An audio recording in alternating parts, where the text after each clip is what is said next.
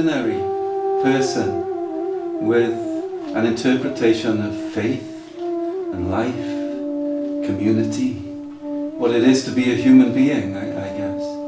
And I know that you will talk a little bit about your background and how that feeds into your faith, both as a child and later on in life, but now very much today. So Dev, maybe tell us where you come from. Well, it's a story which starts from before I was born. Not a lot long before, maybe a year before I was born. And it starts from a place called Sindh, the province of Sindh, which was one of the provinces of India, and I am in 1947. India gets independence. But the result of the independence was India was divided into two major parts, India and Pakistan. Pakistan consisted of the West Pakistan, which was the area of Punjab and the province I come from, Sindh, and East Pakistan, which now is known as Bangladesh. And initially it was known as East Pakistan. But my journey, in a way, although I'm not born, it starts from the partition. So 1948, living in a province, my parents, my extended family, our ancestors before that, lived in this province of Sindh, with alongside people who were of a different religion. People followed Islam. Our family was Hindu, but it was never an issue. Lived comfortably alongside, never became an issue of any sort until the partition, and then the exodus began of people having the Hindus running for fear of their life and all that towards India as being the Hindu country, and the Muslims going the opposite direction to Pakistan because they wanted to get away. The violence perpetrated then was so huge that sometimes in our history it's not been told, it's not been said, but millions died. Trains would arrive from east to west, west to east, and some of the trains arrived full to the brim, but just dead bodies because they had been killed, raped, murdered on the way. And this hideous actions were not of either the Muslims. Both were involved. Both were equally responsible for this. But anyway, to move forward, my father is not in Sindh at the moment of the partition. The British, in a way, have played a great part in how my life is determined. And the British took a lot of indented labor from India to East Africa to build the East African railways. And since the movement of labor was towards East Africa, which also was, I was born in Kenya, was a British colony. Uganda, Tanzania, that's what composed of East Africa. And my father was already there because once the labor reigned, the labor had to have their food, their supplies, their clothes and other thing. And my father, being a merchant, followed to East Africa where he set up business and a shop, a haberdashery shop, clothing. So his trips back to Sindh would be like every 3 years. So 3 years he would go away and 3 years he'll come back, stay a while, and then go back to the thing. So he then came in 1948, and I know this because I've been looking at passports and visa stamps of my parents who are no longer with us. And that told the story that he took my mother from, now they had come into India, and from India he collected his family, which consisted of my mother and my 3 elder siblings, my brother and 2 sisters. And as I said, I wasn't born. And he took them to India. And they landed in the port of Mombasa in May 1948. I was born in January 1949. So there is an age difference between my elder sibling and me of about 10 years. And one of the issues which played up again in my life was that my mother had about quite a few miscarriages. Once a baby girl was born, but she died. So for over 10 years, having going through issues like that, she said a prayer to the Hindu temple, to the Sikh temple, to everything which represented God.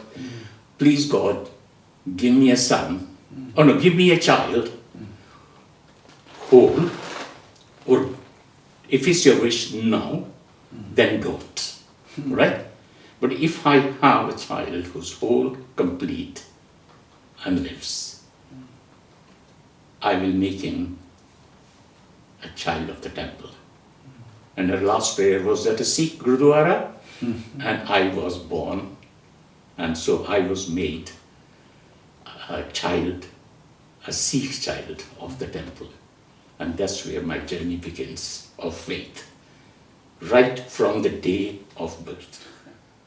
Tell me about the life in the temple. Well, as I began to become aware and play a more active role in my, as a Sikh boy, I was more Sikh than the Sikhs because I was told that I'm the blessed one,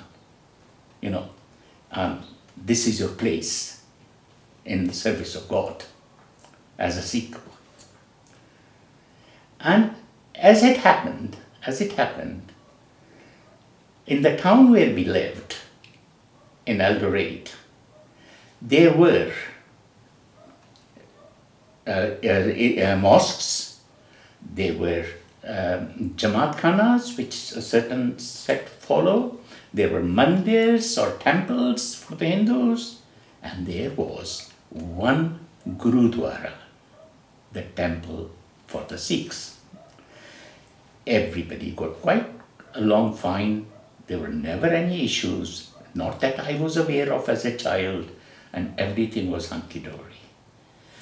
And I played my role that when I become aware of who I was and where I was and all that, I remember going to the temple on a daily basis. In fact, in my childhood, in school, they had a nickname for me. They used to call me Gyani. Gyani is the knowledgeable one, or Gyani is the guy, the priest of the Gurudwara. It's called a Gyani. And they used to call me Gyani because every time they went out to play, I went to the temple. Every time they woke up late on a Sunday, I was already at 5 o'clock, 6 o'clock in the morning, I was already at the temple to prepare for Sunday worship, So I was, can't give myself a name, but I was the helper around, always at the temple. And I quite enjoyed that.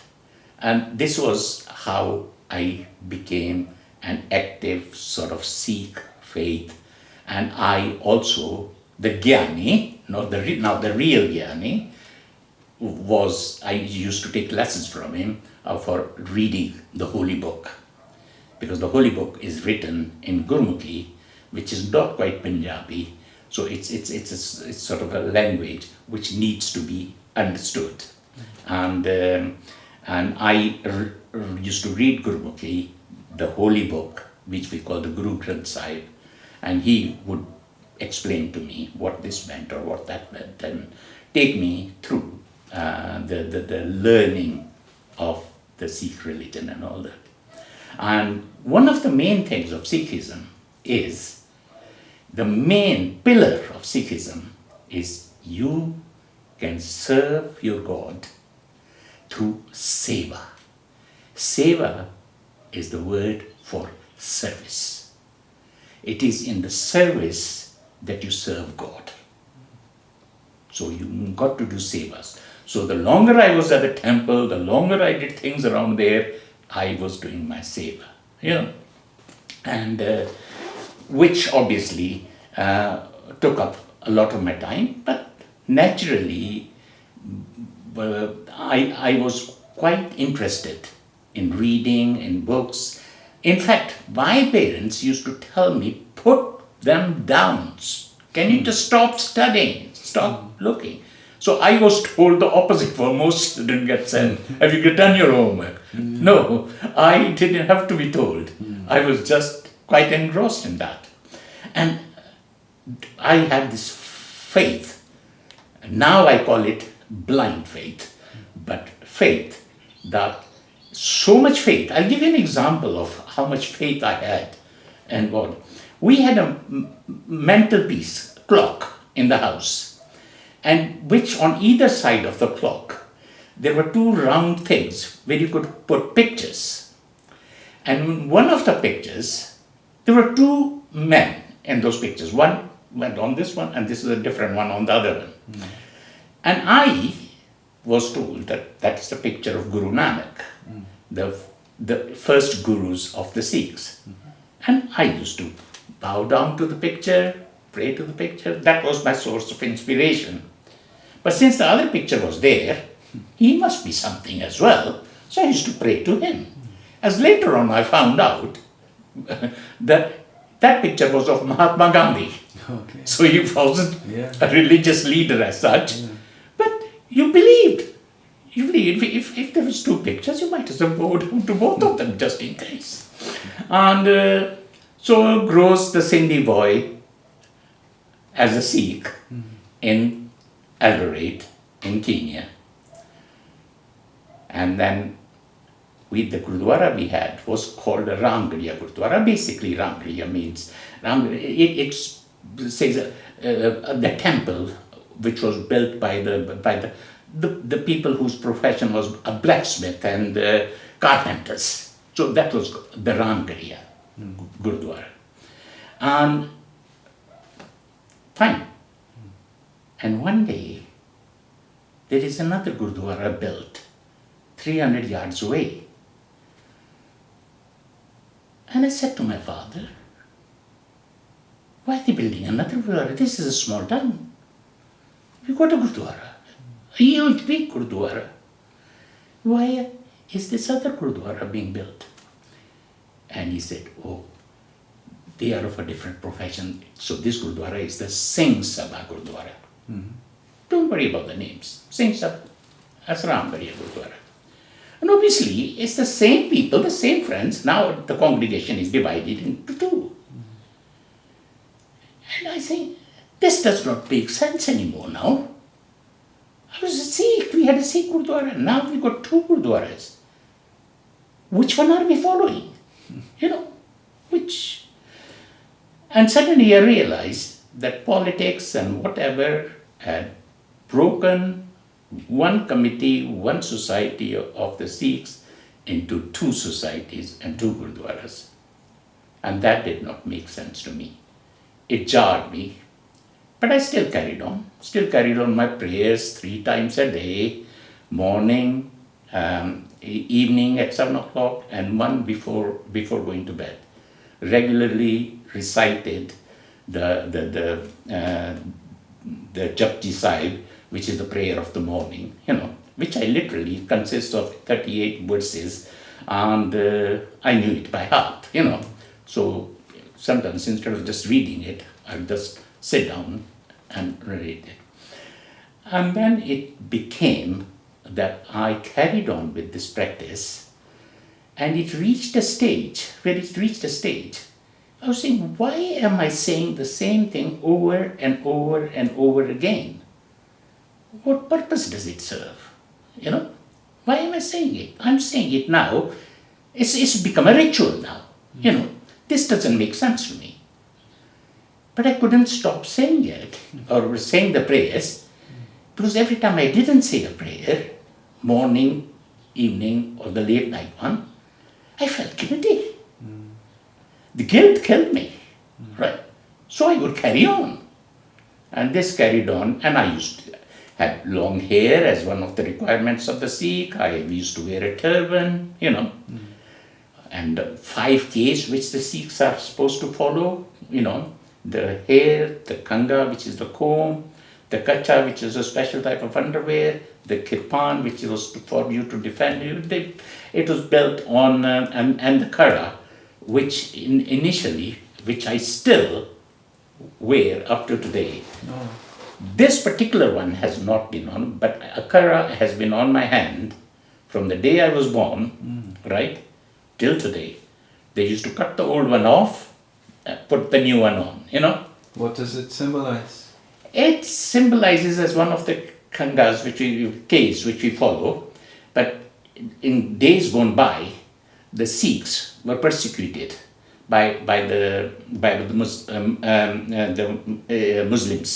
and the Mughal Empire was on India, and it's a whole different story there as to how the Sikhs were created, and eventually the Sikhs started living in the forests and all that to hide from the thing, and this as a requirement, once the Sikh was formed, and to carry out the this used to be actually a metal thing which went from there to there, and the kirpan or the sword which you carried, right?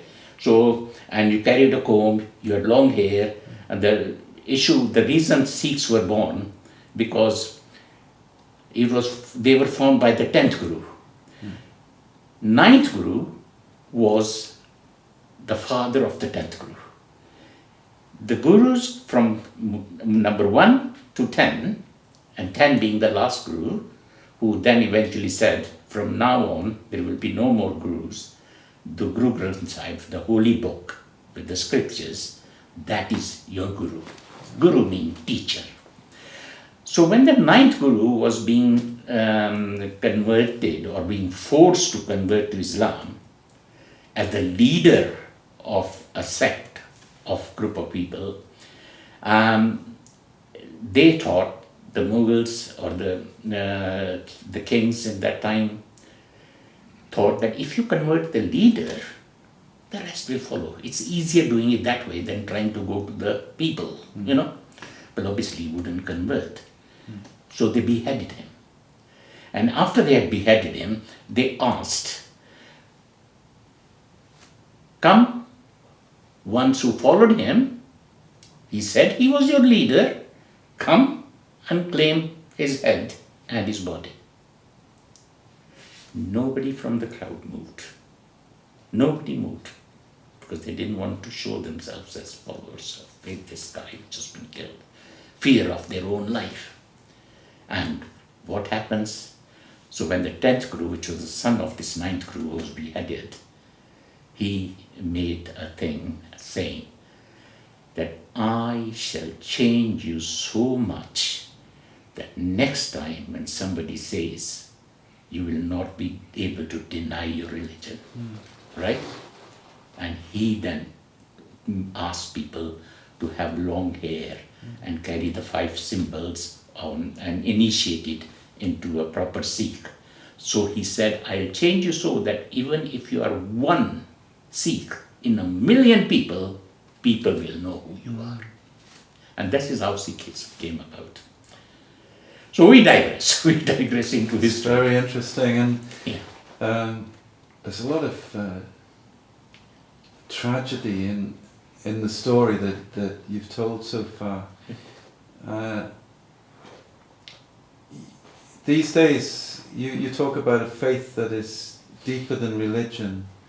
Does this kind of fighting play into how you changed as a person, Absolutely. Absolutely it did. But I didn't realize it at that time. I didn't realize it, but I could see within myself that I was not comfortable with the more I knew about the history, the more I knew about the way the two gurudwaras were formed. My faith was beginning to slacken, you know. But again, when you are indoctrinated, you see, one of the things which I have never understood, even up to today, is how can a child which is just born, he might be born of parents who are Muslims, he could be born of parents who are Sikhs or Christians, but he is referred to as a Muslim child, as a Christian child, as a Sikh child. Excuse me, there is no stamp on him which says you are Muslim, you are Christian. You know, what makes him a Muslim child or a Christian child or a Sikh child? Just because the parents are. And this, I call that indoctrination. It just carries on. It just does not stop. And every time, and you will be witness to this, that every time a community which follows on that way, and there is a difference of opinion or interpretation of the scriptures, another faith is born. Yeah. And then another one. Surely this is not compliant. Which is in one way, I am very proud to be a Hindu as such, or come from the Hindu thing, because Hinduism to me is not a religion. It is a way of life. It's a philosophy. So now I am in Kenya, aged 15, 16. I did my O-levels in Kenya and got distinction. I'm good at passing exams, that's me. And age of 16, there is another thing happens in my life, and that is in 1963, which when I'm 13,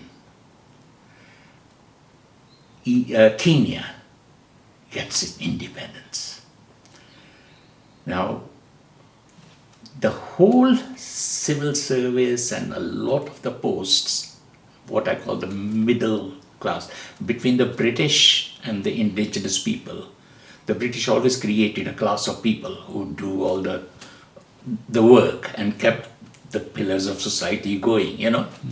And Kenya had a policy called Africanization, which meant, now they were independent, now any job, the first offer went to the local person, the indigenous person.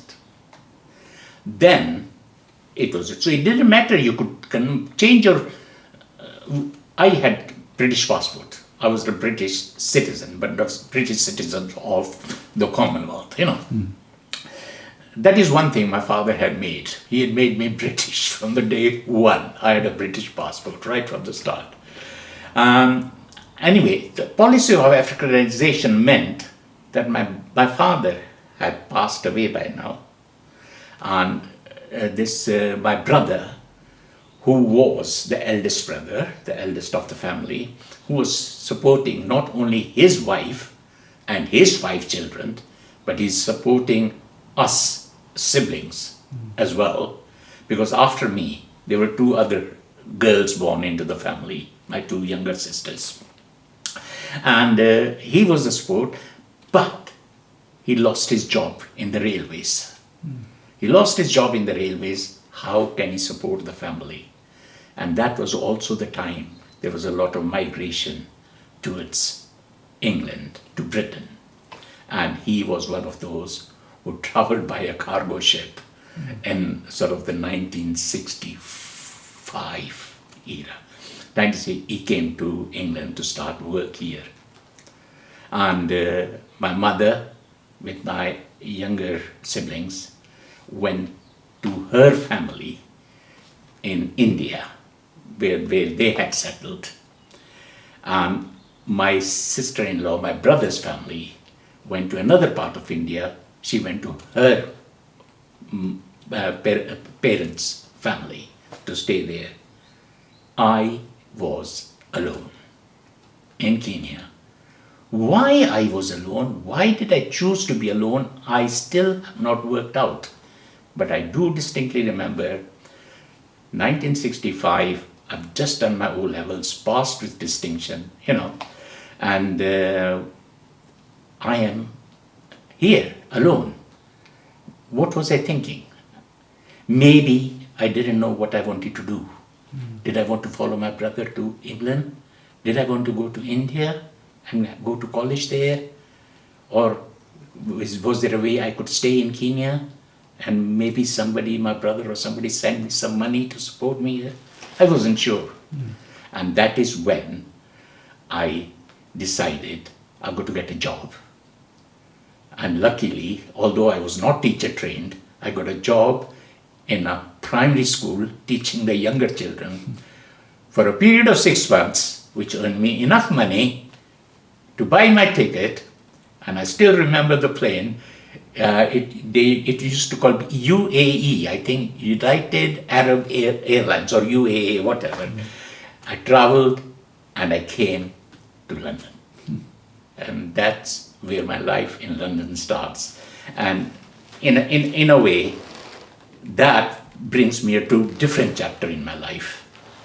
I'm still saying my prayers. I'm still saying my prayers. I'm still a Sikh. I'm still wearing the turban.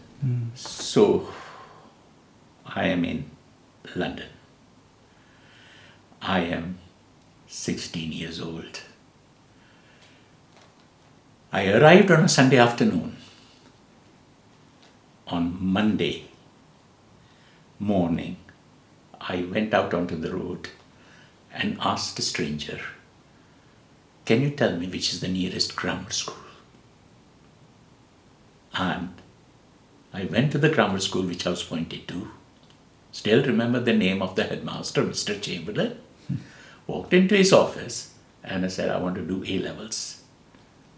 And he said, "Well, where are you? Where have you graduated?" So I told him a bit about where I've come from and all that. And when I had arrived yesterday, and I want to start A-levels.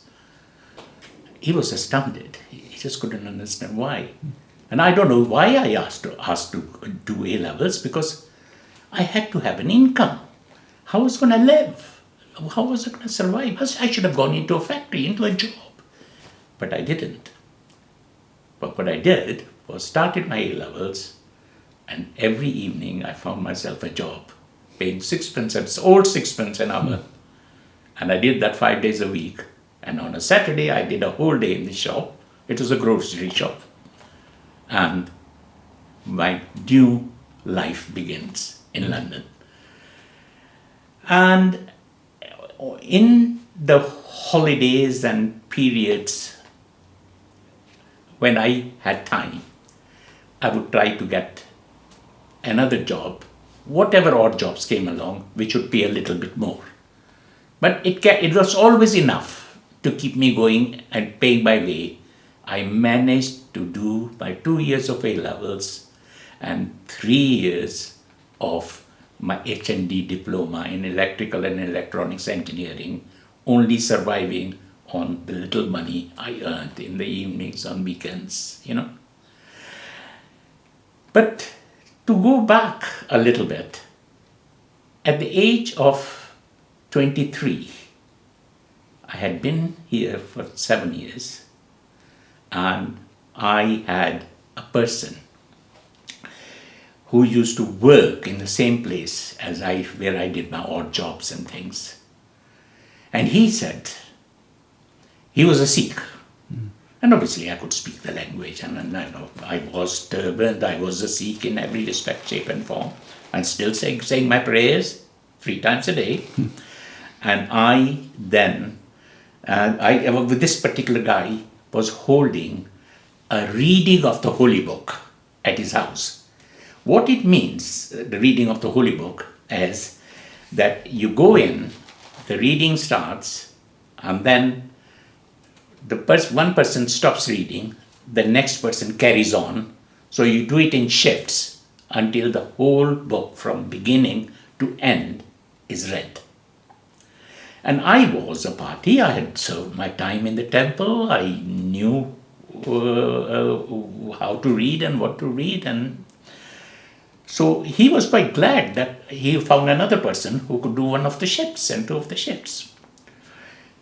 So I was asked to go, and I was given about 3 or 4 shifts to do. So I arrived for my first shift into this Sikh household where the part I mean is the reading of the book is being done. But that particular day at the shop, there was a girl, a Sikh girl, who had just arrived from Malaysia, a nurse. And she had come into the shop to buy something, and she was so glad to meet another Sikh person, right? So she started talking to me and all that. And I said, and she says, you know what I miss about leaving Malaysia? I can put up with everything, but I haven't got a gurdwara to go to, a temple to go to. And I said, I tell you what, you're in luck. I'm doing a reading of the Holy Book, and my shift starts at 6 o'clock. Why don't you come with me? And I took her to that particular household and sat down in front of the Holy Book, awaiting my time to start reading when the other guy finishes. And in this time, they usually give you a glass of milk with almonds in it, because you're going to be reading for the next hour or 2, and so it's to keep your intellects going, I suppose. And so I was given that, and I was getting ready. And then before I could go on to my part of the reading of the Holy Book, I was told that I will not be needed.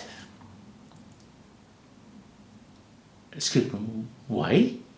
No, we've got enough. I've just miscalculated the thing. In fact, all the shifts you will not be needed. And then I realized what I had done.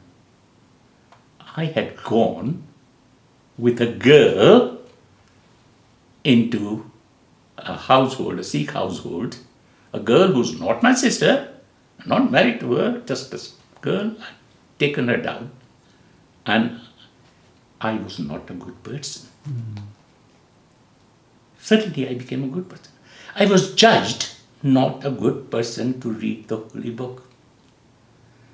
That was the day it broke my heart.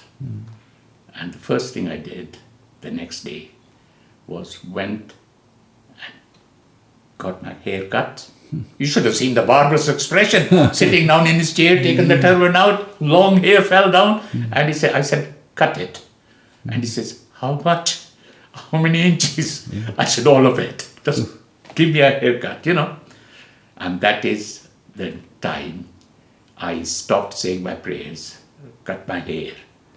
Still a God-fearing person, still loving God the same way as I did, but lost all faith in the human beings who won't but tell you that they're religious. They show the community they are religious, but actually they're only religious for the time they're at the temple. They're not religious in the true sense of service and seva and understanding of their fellow human beings. And this is, I think, the crux of the matter where I started to drift. And initial few months, I was very, very uncomfortable because I was not doing a good thing. I had done everything which I shouldn't have, cut my hair and given up Sikhism and all that. But I did do it. The one thing which I did not mention earlier on, that my parents and my family, although I was brought up as a Sikh, they were liberal enough. I used to attend Sunday school regularly every Sunday. I attended it because you got a piece of cake and a cup of tea afterwards. But the point was, I still had to read the Bible there. I'd still sing the hymns and do whatever the missionaries asked me to do. And it only increased my knowledge of what happens elsewhere in other religions. So I think that was my first perspective, looking at other religions and things. And one thing I can tell you is, in my house, you will find a copy of the Quran, the Bible. In fact, various versions of the Bible, the St. James Version, the Mormon version, and as I'm given it, I accept it, the Gita, the holy book of the Hindus, the Guru Granth Sahib, complete, but in sections, in 14 sections in my house. Why I'm saying this is because by losing my faith as in Sikhism, I did not give up on my faith in the divine. Recently, it's easier for me to refer to the divinity because divinity has to be there, because nature all around us shows us, and whether it's the trees or whether it's the life in the sea or the animals in the jungle and the turning of the universe, the galaxies, it's all there to see. Nothing this could happen, right? Unless there was some sort of divinity and power. But again, as we know from our knowledge which we are given as to how the earth or the creation was created, what is the one big explosion and all that, and hence what we are in circuit. But there's still everything in life. Every little atom, cell in your life has knowledge, memory. There is so much, right? I mean, my body remembers, every cell of my body remembers, actually not to suddenly give me a white skin. It remembers what color, what tone my grandfather had, or my grandmother had, or my ancestors had. Sometimes you have nose, your grandfather's nose sitting on your nose through genetics and all that. It is such an amazing to suddenly lose the stranglehold of one religion and to be open to everything. And yet I have got no problem with any religion, but only thing is probably what I read in them, people don't look at it that way. So even Jesus says, I'm the way, the truth and the life. To me it means his way of life, his philosophy, his knowledge. Follow that and you are on the right path. But if somebody's going to tell me, no, Jesus meant this is the only way through me. Don't follow these other religions. He never said that. It's we who have interpreted it as that. That is why whether it's the Prophet speaking or Guru Nanak speaking or anybody speaking, I never find any contradiction in terms. Because at the end of the day, books are books. They might have been written with a power of divine behind them, but they're still at the end of them written by humans. You know, now we come to a stage in life where I meet this girl who now is my wife. That aspect of life is also very interesting because now I was freed in a way from the shackles of religious ideology or one singular following of any particular faith. I could very easily relate. Now my wife is of a Buddhist religion, and she's Chinese. We meet in 1971. Still very controversial time to be marrying somebody outside your own community or your own type. It did not worry me. I knew that I had led my life up to this point without somebody telling me what I can do, what I can't do. So everything I did is what I felt was right, what I felt was good. I knew what was wrong, I wouldn't do it. So we come to a stage, as soon as I meet my wife, what is the first thing to do? I was staying, by this time my sister's family had also come to Britain, and I was staying as a tenant in her house. I took my wife to be my girlfriend then, and took her home and said to my sister, meet Irene, you know. I was lucky in a way that I had no tantrums or reactions and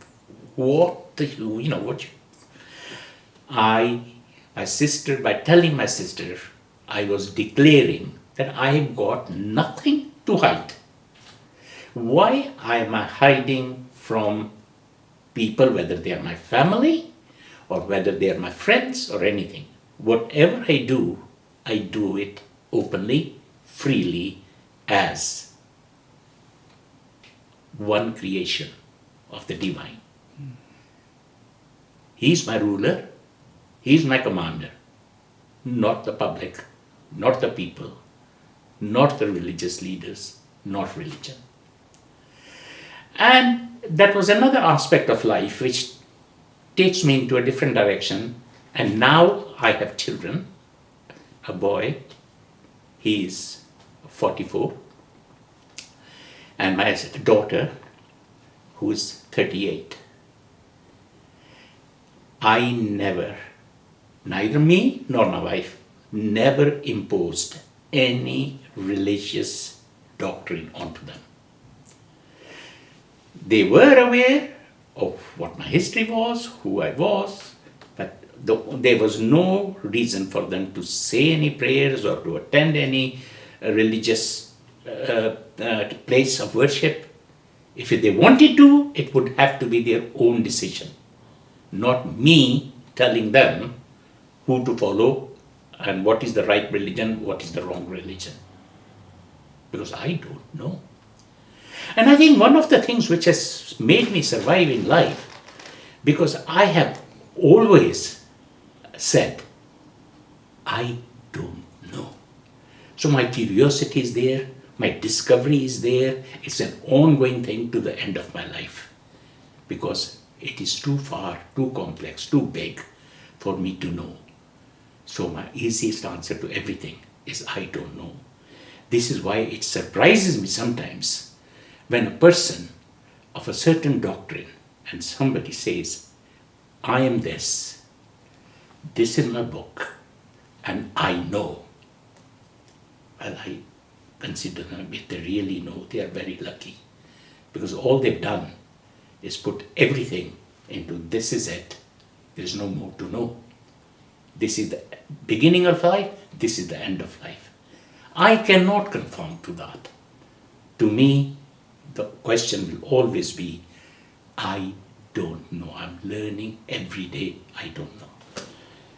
And I can tell you, not because they are my children, they've grown up as, I'm very proud of them. They know what's right and wrong. And yet, if they do pray, I still up to now, believe me, I have not asked them, do you pray? Or what do you say? Do you say any prayers? I don't ask them. Because it's not for me to ask. It's for them, the divinity within them, to direct them, and for them to recognize that divinity, to have their answers, not from me, because I will be indoctrinating them if I said anything. And it's been a wonderful life. And this then brings me that even up to today, I'm active within this Swansea Interfaith Forum. I am quite active. I have no issues walking into a church. I have no issues walking into a Gurdwara. I have no issues at all, because wherever you go, to me, God, I prefer to call him the divine, is everywhere. Sometimes you are told, do not point with your feet in that direction, because that is toward the holy temple or the holy worship place and all that. You should respect it and don't point your feet towards it. I say, okay, as Guru Nanak said, pick up my feet and put it in a direction where there is no God. And you won't find that. You will not be able to put my feet down. So do not tie God down to this position or that position, or in a temple or in a church or in this thing. He's supposed to be everywhere. And tying your prayers, my prayers are not for a certain time, not on a certain day. I do not fast to get to God. I do not observe anything, only because I live my life with my Lord, with my divine God, every moment of life. I do not live because I don't know whether I'll be here tomorrow or not. So I have to live, and that word I used before, seva, service. By service to the humanity, I am serving God. But it's got to be done on every moment basis. Not saying I haven't got time now, but I'll serve you tomorrow. No, it has to be part of your life. And hence, I even take it further, maybe this will probably take it further, that there is no thing for me as a Sunday or a Saturday or Monday. It's labels we've given to the different days. Life is every moment of your life. In fact, in the Guru Granth Sahib, it said, what is your expectancy of life? And somebody says, we are here today, gone tomorrow. Sorry, that's far too long. Then somebody says, I've got to shorten this. We are here this minute and not the next. A whole minute, that's far too long, right? The life is such, when we breathe out, then we take the next breath in, some of the air which we have breathed out, we take it in. Life to me is when you breathe out, you might not be alive to breathe some of that air back in again. That is how short life is. So people are afraid when they say, I'm going to do this tomorrow, I'm going to do this next week, I'm going to do this 3 weeks. Fine, I know we have to plan. We have to. We are human beings. We got to have some sort of timetable to do things. But don't do it at your peril by saying, I am not in service. You are service every moment, every breath, every half breath then. Thank you, Davis. Yeah. Wonderful. Yes. When you pray now, are you conscious of praying, or is it just all the time? I don't pray. I do not pray because it reminds me of, say, a class of students going for exams, and they say, oh, I better go and pray. And they go in front of a picture or in a place of worship, or just look up in the heavens and say, God, please, let me pass these exams, And the other guy saying the same thing. The other guy said, God is not there to help you pass your exams. You are going to pass your exams. Yes, it might help you by saying, you're sort of getting your mind set into that frame of mind where you're saying, I'm going to, I will, and God is on my side. If it makes you feel better, good. I haven't got a problem. This is why Hinduism has no problem whether you worship a stone or a picture or anything. If that's the way you believe in your God, fine. But why do you keep asking? Yeah, if you want to pray, sing the glories. Worship God in singing His glory and His might. But not asking, give me, please, I have bought this new house. Can we have a prayer meeting so this house is blessed? Can we do this? Please make sure this relationship works. Please give blessings to these relationships. Why? We are always asking. So I don't ask, no. Maybe I'm wrong. Maybe I've upset a lot of people by doing that. But at the end of the day, what I said earlier on, I live in what I believe. And I believe that one truly arrives when one looks within themselves, recognizes their true self. It's yourself, not this body. Forget this body. This is temporary. This will go.